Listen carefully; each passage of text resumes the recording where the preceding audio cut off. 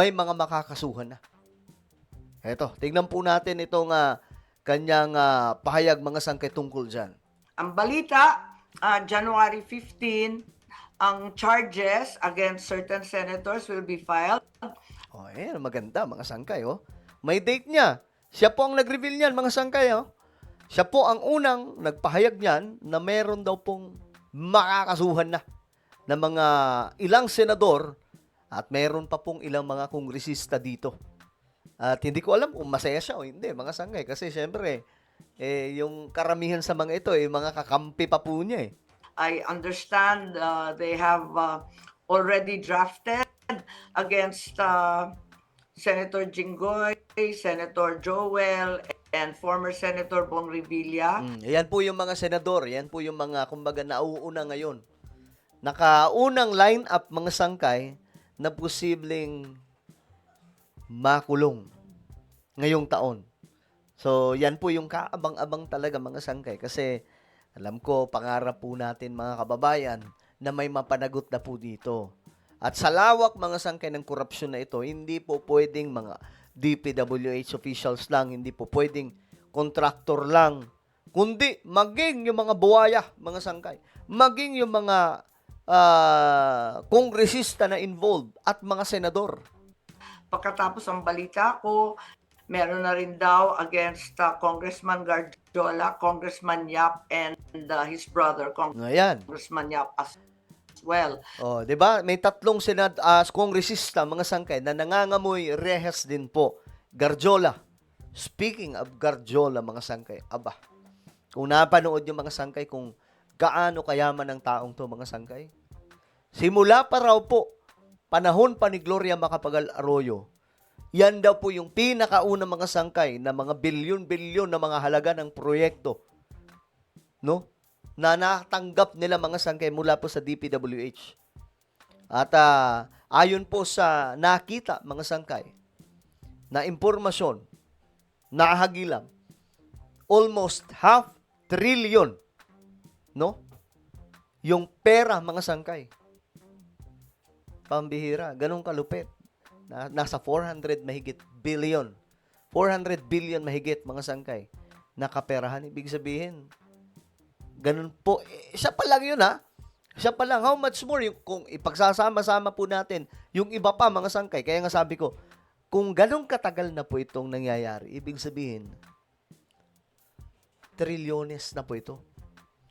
Ilang trilyon na po ang nanakaw sa pera ng taong bayan at sa pera ng kaban ng bayan. Ang balita ko, February 1, ang pinapakong date na i-disband na raw yung ICI. Ayan, mga sangkay. Actually, naririnig ko rin po na posible na daw pong ma-disband na itong ICI. Posible raw, mga sangkay. At any moment this year, kasi nga po, mayroon na pong ipapasa, mga sangkay, na isa pong taga-sugpo sa mga kurap o taga-bantay mga sangkay sa mga proyekto ng taong bayan ng ating gobyerno. Ito po mga sangkay ay ipapasang bill ng Kongreso na kung sakasakali mapermahan po ng ating Pangulo at kapag nabuo na po ito mga sangkay, hindi na po kakailanganin ang ICI, kundi yun na po mismo, pang matagalan na yun. Kahit ilang presidente pa po ang dumaan. Kasi ang gusto ni BBM ngayon, mga pang matagalang solusyon. Hindi po yung tipong band-aid lamang. Yun po yung problema mga sangkay sa Pilipinas Panahon po ni Noynoy Aquino, di ba? May about sa PDAP scam, pork barrel. Band-aid lamang ginawa mga sangkay. Hindi na panagot lahat di ba? Ngayon kay BBM, mukhang marami to, mga sangkay. 2026, kaabang-abang talaga. Ayun, wala nang ICI. Kung sa bagay, nag-resign na lahat ng member pero wala pong maliwanag. Lumampas na yung due date na December 15. Sabi, may matcha charge na. Lumampas na rin ang Pasko. Mayroon naman na no mga opisyal ng DPWH at saka si Diskaya. Pero syempre, ang inaabangan pa rin po natin dito mga sangkay, yung mga kongresista at mga senador na involved. Lumampas na yung New Year at saka Three Kings, wala pa rin. Kaya hindi ko alam kung saan ito patungo. Yun pong sinasabi niyong Yung about sa certain kila Senator Bong Revilla, ganyan. Charges or arrest ito, ma'am? Hindi ko alam, pero hindi na natin maintindihan ang sistema ngayon kasi Paano kasi? Nag-live sa GC, kaya hindi po alam.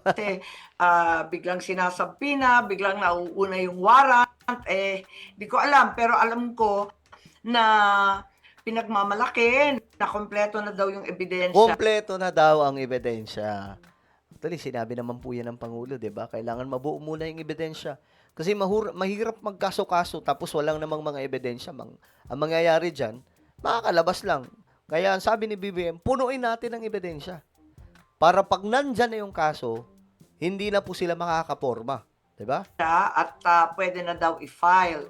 Ngayon, ang sinasabi din, wala raw sa ngayon direct evidence linking Senator Cheese, former Senator Nancy, former Senator Grace, and Senator Mark Villar. At hinahanda daw yun. Bakit naman ganito lahat ng senador? Akala ko yung flood control ang pinagmulan doon sa Kongreso at sa Speaker's Office. Bakit daw ganon, mga sangkay? Puro senador. Madam Senator, wala naman pong binipili ang batas eh. 'Di ba? Hindi naman po pwedeng sa mga kongresista lang, sa mga senador lang. Kung tatamaan ng maraming senador, ibig sabihin, yun yung lumalabas na investigasyon na maraming involved na senador. At sa totoo lang, hindi lang naman mga senador. May mga, napangalanan mo na nga, mga sangkay, 'di ba? Garjola, dalawang magkapatid na Yap, mga sangkay. At marami pa po mga kongresista na tatamaan. Zaldico, Speaker Romualdez, kahit po yung pinsan mo, 'di ba? Kasama po sa iniimbestigahan ngayon at nandun na po sa ombudsman yung mga ebidensya. Ni-reveal po mismo mga sangkay nitong si Vince Dizon, Secretary ng DPWH, na yun na nga po na ipasa na po doon sa Office of the Ombudsman ang rekomendasyon na kasuhan si Romualdez. So yan po ay kaabang-abang mga sangkay, no? At ayun nga po, January 15, may madadampot o may makakasuhan, abangan po natin ito. Mga sangkay, basta ngayon, ipagdasal po natin ang ating bansa na naway magkaroon na po ng maliban sa pagpapakulong dito sa mga kurap, magkaroon po ng magandang sistema na po pagdating po sa pagpapatupad sa mga proyekto ng buong Pilipinas.